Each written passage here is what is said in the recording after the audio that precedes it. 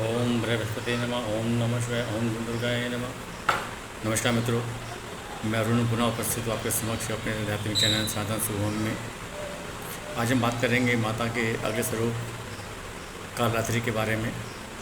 देखिए, माता का जो अग्र स्वरूप है वो देखिए नाम में रह छुपा है काल और रात्रि। ठीक है, काल का समय। अक्सर हम काल का जब प्रयोग करते हैं, काल शब्द का व्यक्ति को सीधा भोग हो इस तरह का ध्यान आता है कि क्या मृत्यु। तो काल की रात्रि अंतिम समय पूरे चराचर जगत का त्रिलोक का समझें। जब कभी भी विनाश होगा, विनाशकारी प्रतिक्रियाएँ घटती, जो घटनाक्रम हो रहे हैं, उसका स्वरूप माता से ही जुड़ा हुआ है काल रात्रि। तो देखिए, हमारा जो अगला चक्र है जो इस जगह विद्यमान है, देखिए ललाट पर, ये पूरा माथा है, ये ललाट पूरा ऊपर तक माना जाता है ललाट का क्षेत्र। तो ललाट में जो है हमारा सोम चक्र मौजूद है। सोम चक्र पे माँ कालरात्रि का ध्यान करेंगे।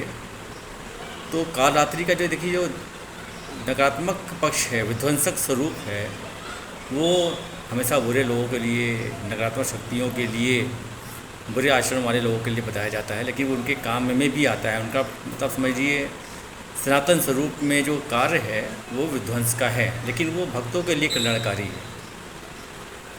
तो भक्त जब भी साधना करते हैं माता के स्वरूप के, तो उनको हमेशा सौम्यता ही प्राप्त होती है, कल्याण ही प्राप्त होता है, कल्याण ही दिखता है। अब माँ का जो वाहन है वो गर्दभ है। ठीक है, लोग क्या करते हैं कि समान रूप से गधे के शब्द का प्रयोग करते हैं, कह भी देते हैं, बोल देते हैं, लेकिन उनका जो वाहन है गधा है, उसकी भी अपनी विशेषता है। गधे का स्वरूप क्या है? बोझ को ढोने वाला, जो बोझ को ढो सके। समझिए कि जो माँ उस पर विराजमान है वो समस्त त्रिलोक का जो बोझ है, समझिए अपने ऊपर लिए हैं, वो सब उस स्वरूप में विराजमान है, तो वो गधे के ऊपर विराजमान हैं। ठीक है, तो समझिए समस्त चराचर का जो भार है, जगत का त्रिलोक का भार है, उस गधे के ऊपर विराजमान है। बहुत गहरी बात मैं आपसे कह रहा हूँ, समझने का प्रयत्न कीजिएगा। इसीलिए गधे को अक्सर क्या कर दिया जाता है हमारे समाज में, लौकिक रूप में बोझा ढोने के कार्य में प्रयोग में लाया जाता है। ठीक है, ये तो उसकी बात हो गई। उसके अतिरिक्त जो माता का स्वरूप है वो विकराल है, तम वाला है, क्रोध वाला है। नीली मुद्रा में, नीला वेशभूषा देखेंगे, उनका जो रंग है नीला माना जाता है और काला भी माना जाता है। तो कालरात्रि का ही आप अगला स्वरूप माँ काली को भी समझ सकते हैं।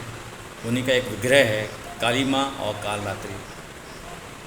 तो काल से जुड़े हुए घटनाक्रम से बचने के लिए, अपने जीवन के नकारात्मक प्रभाव से बचने के लिए, विशेष करके देखिए शनि के जो नकारात्मक प्रभाव है, शनि है, राहु है, केतु है, शनि विशेष करके, इसके जो नकारात्मक पक्ष होते हैं उससे बचने के लिए और उसके अच्छे पक्ष को बढ़ाने के लिए, देखिए हर ग्रह का अपना नकारात्मक भी है, सकारात्मक भी है। जब उसका समय आता है, घटनाक्रम, उसका मौका आता है कि अब मैं सामने वाले को क्या दूंगा, उसके कर्म के हिसाब से, लेखनी के हिसाब से, परमात्मा की इच्छा के हिसाब से वो मिलता है।